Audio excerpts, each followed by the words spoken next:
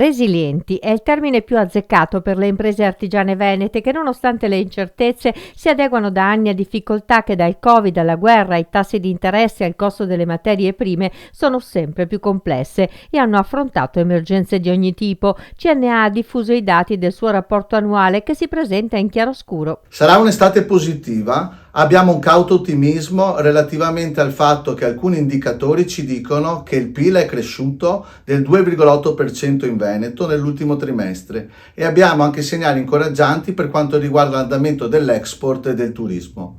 Dobbiamo porre molta attenzione a quello che succederà in autunno, perché l'aumento esponenziale dei tassi di interesse sta pesando in maniera importante per quanto riguarda le imprese relativamente agli investimenti e per quanto riguarda le famiglie rispetto ai mutui e quindi ai consumi e alla possibilità di liquidità da utilizzare all'interno del tessuto economico del Veneto.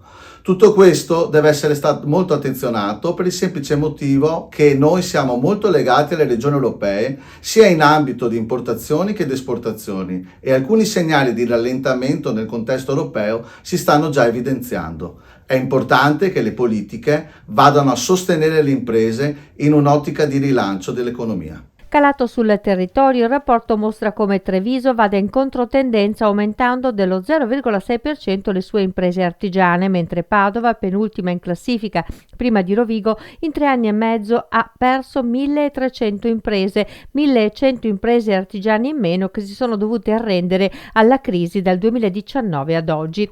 Le notizie sono invece positive sul fronte dell'export che ha fatto segnare nel capoluogo euganeo un più 32% dal 2019, pari a 3 miliardi e mezzo di euro.